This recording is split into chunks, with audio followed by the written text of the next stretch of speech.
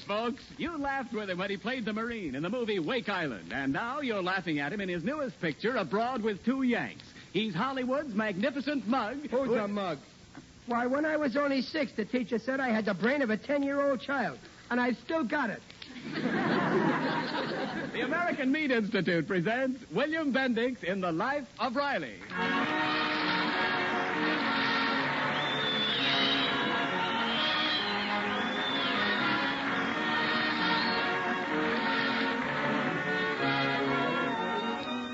The meat people of America, providing a great food for a great nation.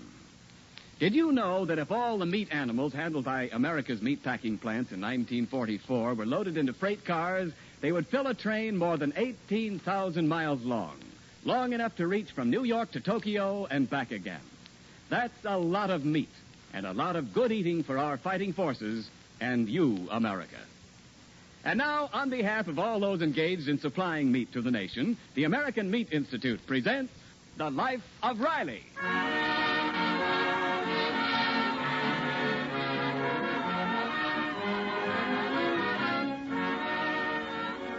Of course, Chester A. Riley is only one of the thousands of war workers employed by the Stevenson aircraft plant. But ever since he straightened out the boss's son, Roswell, by a long overdue spanking, Riley has enjoyed a unique place in the boss's esteem. At the moment, Riley is entering the reception room of the boss's office. Oh, hello, Mr. Riley. Did you want to see Mr. Stevenson? Yeah, the boys on my shift are complaining about a loose nut on a ventilator fan. Makes so much noise you can hardly hear yourself rivet. Well, he's just talking to his wife on the phone, but I guess you can go in. Oh, well, from what I hear about his wife, he might be glad to be interrupted. Yes, but listen, Petty. But listen, dear. But, Letitia, I'm busy now. Somebody just came into the office. Sit down, Riley. Oh, thanks, boss. Listen, dear. Something urgent has just come up. It is urgent, isn't it, Riley? No, it can wait. Riley says it's urgent, dear. Of course I'm interested in Mimi's happiness. She's my daughter, too, isn't she? But what can I do? Now, listen, dear. That's going too far. I don't care what her husband did at lunch today. Well, what if he does put sugar on his lettuce? Well, sure. Sugar and vinegar, it's a great dish.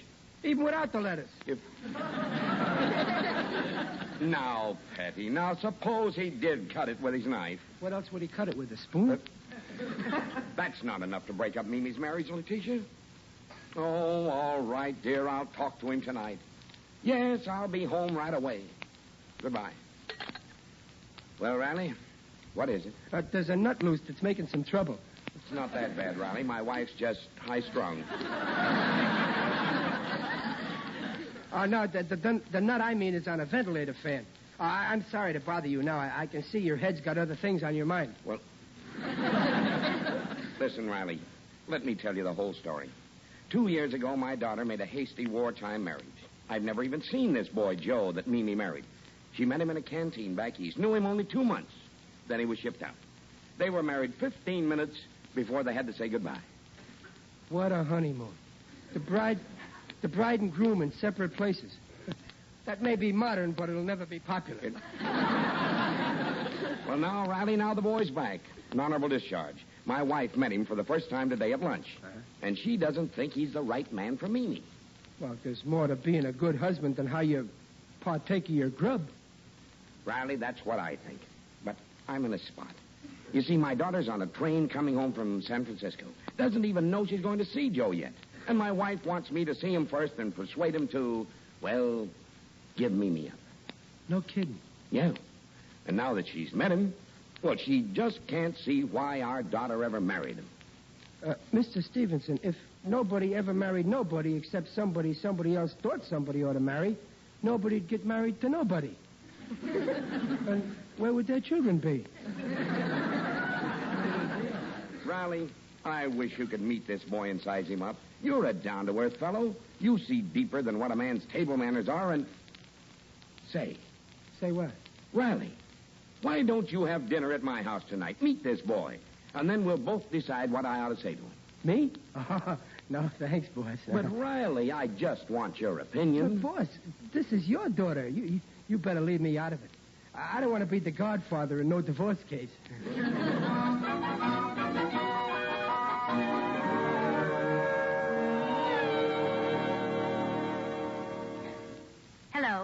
Hello, Dumpling. Oh, Riley, where are you, dear? I'm at the boss's house. I'm going to have dinner here. Really? Why? Well, I'll tell you when I get home. Listen, honey, you ought to see this joint. It's just like in the movies. My, I'll bet you'll have a lovely dinner. Yeah. I peeked in at the dining room table. You should see all the tools they give you to eat with. Dr. Gillespie ain't got that many knives.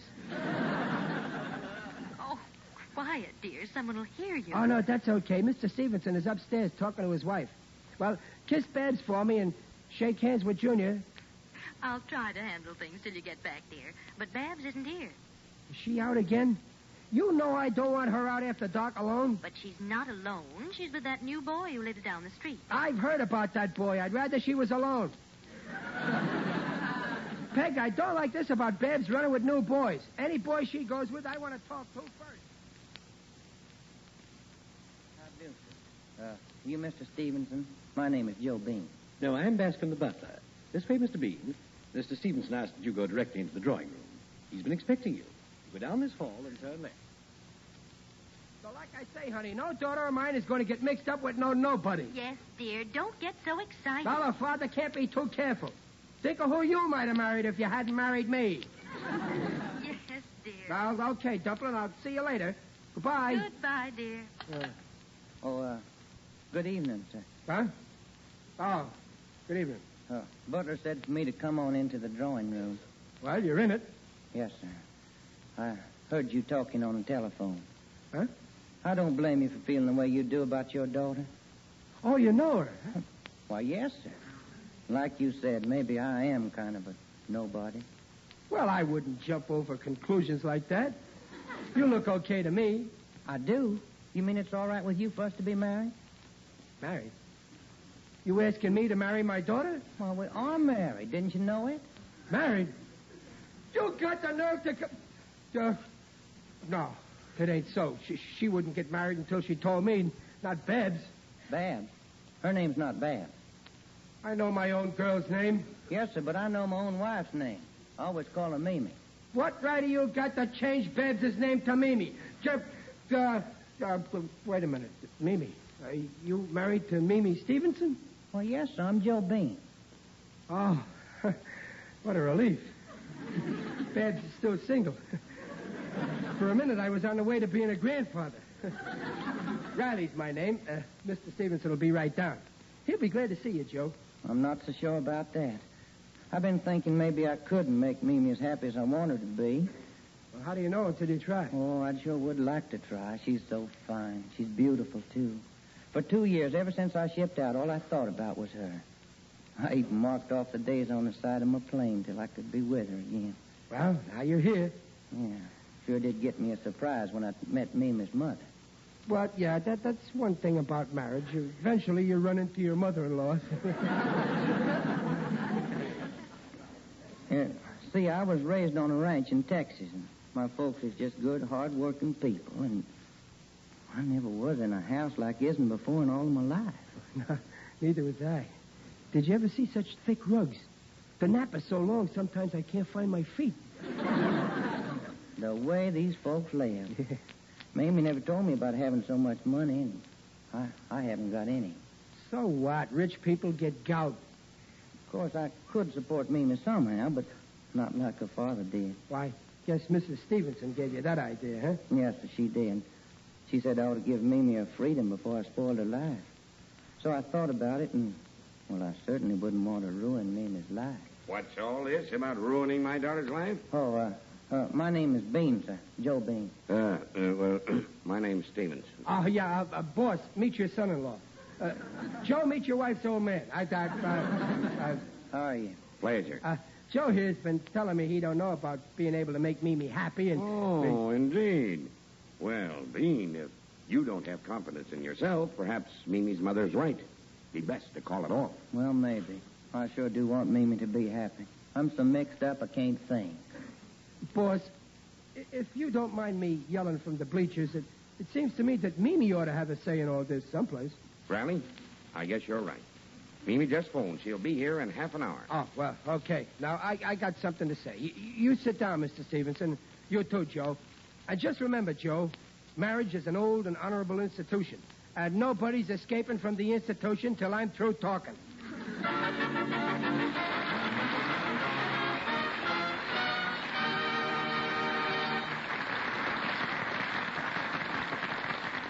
Well, just what story can Riley tell that could possibly keep Joe's very shaky marriage to Mimi from going on the rocks?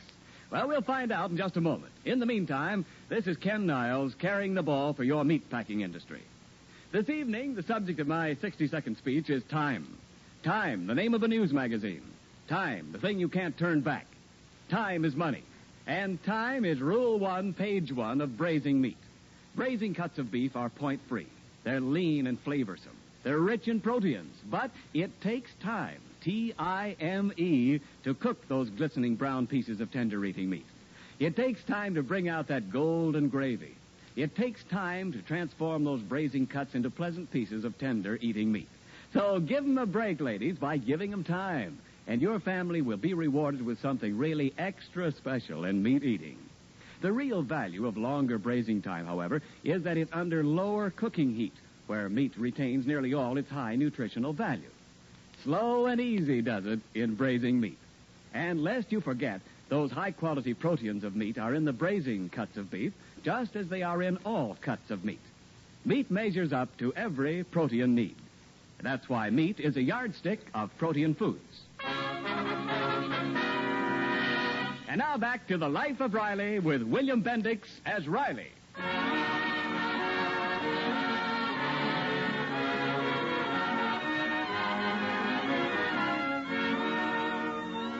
Only a few seconds have passed since we left Riley, his boss, Mr. Stevenson, and Joe Bean, the boss's new son-in-law, in the drawing room at the magnificent Stevenson home.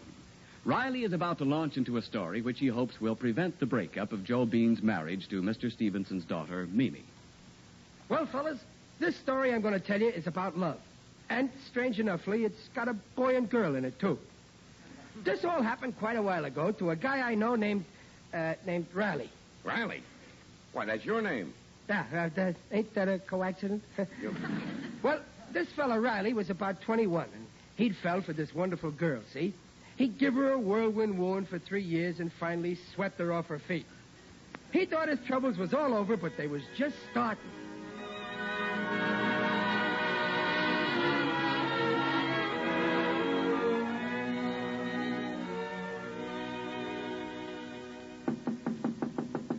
Come in, who is it? It's your gruesome pal, Jelly Kelly. Well, good morrow, Mr. Kelly. Don't give me that Mr. treatment, Riley. Just 'cause you're marrying into society. Go straight in the pretzel. Gee, Riley, I hope you don't go highbrow. There's an ugly rumor going around that your fiancée has been correcting your grammar on you. Oh, yeah, well, she ain't. I mean, she aren't. Hey, Riley, what's the idea of wearing a new suit on a weekday? Oh, well, this here suit is my trousseau. I'm breaking it in today for the wedding next week. How do I look, eh? Oh, you look great. Eh? But don't go past no undertaking parlor or they'll give you an estimate. Very chucklesome. Got a date with your pain in the neck to be? Well, no, with her uncle, Quincy Turnbull. Oh, yeah? Yeah, I ain't never met him, but he writes me this here letter saying that he'd come all the way from Boston to have a chat with me. A what? A chat. I guess in Boston people don't talk to each other, they just chat. Where are you going to chatter with him? Well, he said to meet him at 4 o'clock at the Hotel Royal for tea. Riley, you're drinking tea? Well... Oh, we lost you completely.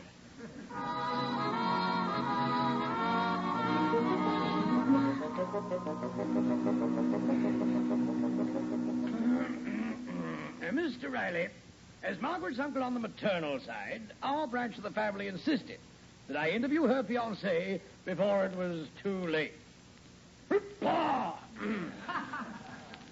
Would you care for some more tea and crumpets, young man? No thanks, Mr. Turnbull. I'm full up. I drank so much tea I can feel them trumpets I ate floating around. Crumpets, young man. Oh, yeah, excuse me. I ain't used to this fancy society stuff. I can see that. Now, as to your financial status, Riley, My niece has been distressingly vague as to your business. Well, I'm kind of sort of in a trucking business. Ah, the trucking business. Well, that's an expanding field. Are you alone in this venture? Oh, no, sir. I got 2 horses to help me. Horses? You mean you drive a horse-drawn truck? That's right. I inherited the job from my father. You might say I'm following in my father's hoofprints. Indeed. Paul! I trust that the material compensation for such a prosaic vocation is commensurately remunerative. Would you care for another shot of tea, Uncle Quincy? I mean, how much money do you make? Oh, money. Well, I'm doing okay. I take home $14 a week per week each week. 14 a week. Mm-hmm. And you consider that an adequate income to support the woman you love and, shall we say, hope to marry? Well, wait a minute. Let's say the woman I'm going to marry and hope to love. Oh, my poor niece. Riley, it's a mistake. Let's face it. But I'm crazy about her, and she likes me, too. She wouldn't be marrying me. But, my rash young man, how can you support a family on $14 a week? Well, it's true. I'm only making 14 now, but we love each other, and I'll work hard for Peg. I'm ambitious. But ambition isn't enough to bridge the gulf between you and my niece. You're from different worlds. Your manners, your clothes, your speech, your poverty. Well, but I'm a citizen, ain't I? Think, Riley. Think hard. Is what you're doing fair to her? No. Leave me answer my own answers. You think it ain't fair to marry Peg unless I make more money? I see her in poverty, too proud to ask her own people for help. I see her wincing at your sordid home, wearing her youth away in a vain fight to make ends meet, losing her looks, her spirit. Oh, gosh, I wouldn't want to do that to Peg. It's not too late, Riley. Huh? You say you love her, then why not do the decent thing? Go to her. Tell her you can't support her in style. Oh, she wouldn't believe me. No, she wouldn't believe you if she thought you still wanted to marry her. But suppose you went to her right now and told her you wanted to be free. Huh? Listen, my boy. Remember, this is for her sake. Now, I have a plan.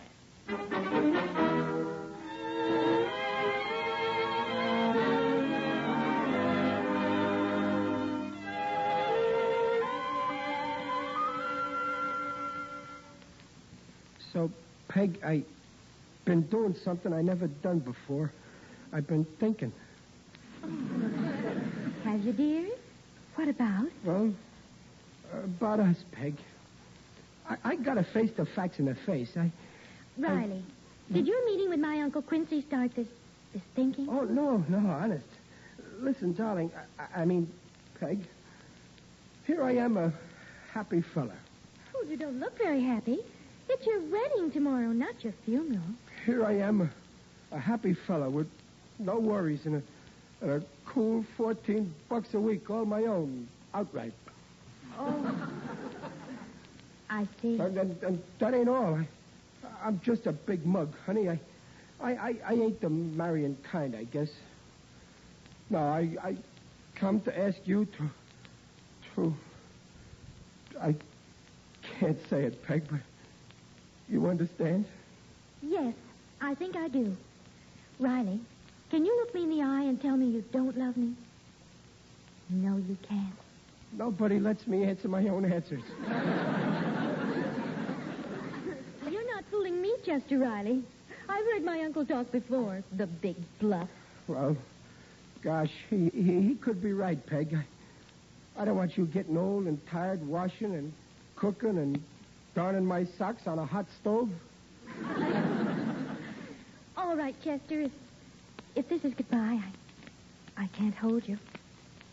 Well, could I kiss you before I go, Peg?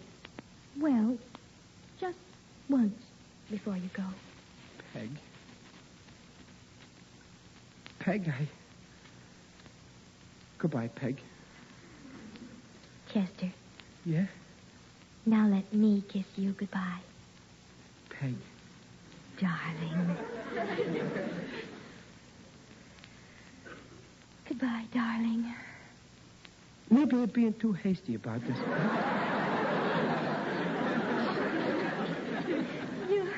You don't want to call it off? I never did, and you know it. But money, I ain't got any. And... Oh, money. Wait just a minute. Here, take this. What's this for? It's my investment in you, to show you that I believe in you and want you. Give this $2 to the preacher tomorrow. Huh? Oh, no. No, nothing doing. Married people are partners. You ain't paying my way. Here's $1 back.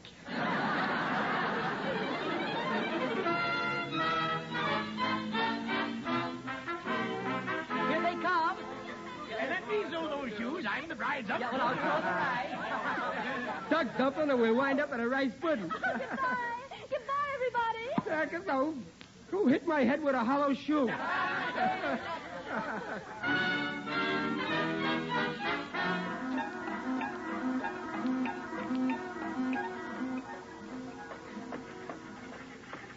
Well, Mr. Riley, how do you feel? Fine, Mrs. Riley. Enjoying your honeymoon? Oh, I've never been so happy. Oh, look, down there, water. A fortune teller said I'd marry and take a journey over water. Well, it come true. We're journeying over the East River. Over the Brooklyn Bridge. Darling, you kept it such a secret, but where are we going on our honeymoon? Sweetheart, as far from Brooklyn as my money will take us. We're going to Manhattan.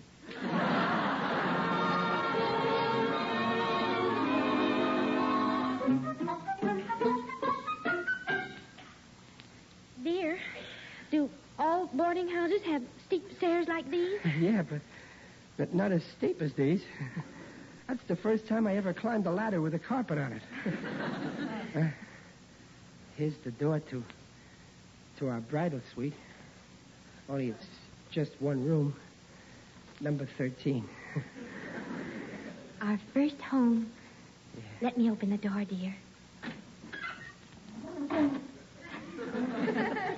It's dark in there. Well, yeah, well, you stay here. I'll go over and pull up the window shade. It's darker with the shade up. It'll look better when I light the gas. There. It's lovely, dear. I'm afraid it ain't much like your old room at home. Oh, it doesn't matter, dear. Now we're married, you'll get ahead, and soon you'll get a raise, and then we'll... Sure I will, but it may take a little time. You see, when I told my boss I wanted the day off to get married, I got fired. Fired? Yeah. Ain't that ironical? Well, never mind, dear. We're married now. We have each other and a roof over our heads. Yeah. Yeah, we couldn't start no poorer, so we gotta get richer. Oh, you bet we will. Well, let's go into our room. Our room. Gosh, Peg. Pick me up, dear, and carry me over the threshold. Are you that tired, darling? Oh, no, it's luck, dear, to carry the bride over the threshold of a new home. Oh, yeah. Well, here goes. Into our new life together.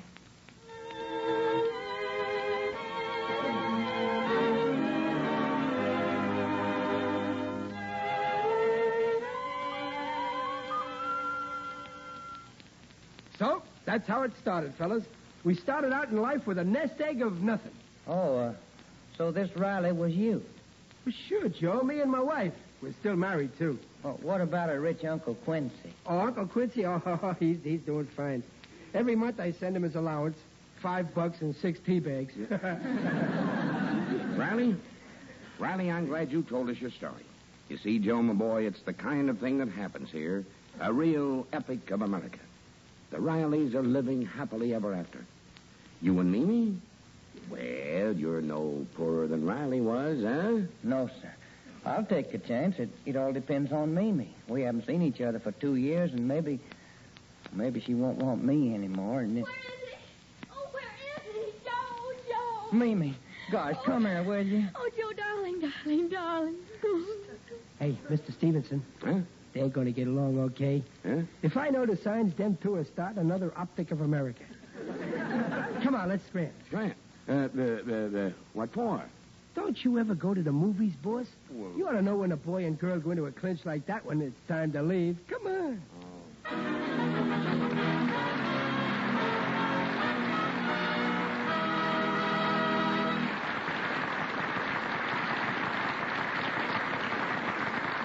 The Rileys will be right back.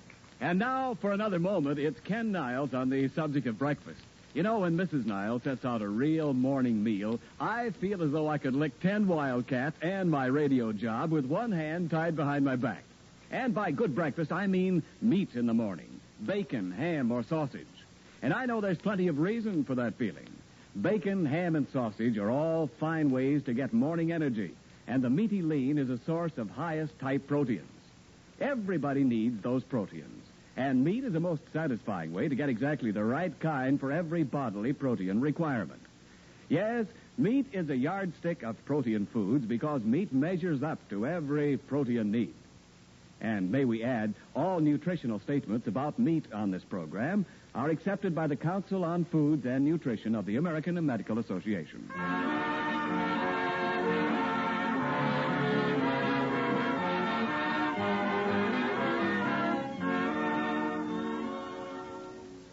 Yeah, Dumplin', I done it by telling them about us. Oh, Riley. All about how poor we were. Well, I dressed it up a little so it wouldn't be too grim. I didn't tell them my wedding suit was rented. And the guy I rented it from followed us on our honeymoon to watch his property. Oh, Riley. Anyhow, later in the evening, when Mrs. Stevenson saw the way them kids looked at each other, she kind of defrosted her heart. I'm sure those kids are going to be okay. Oh, bless their hearts. I hope they'll be as happy as we've been. Well, they can't expect that. After all, the bride ain't as pretty as you are, Peg, and the groom ain't as romantic as me.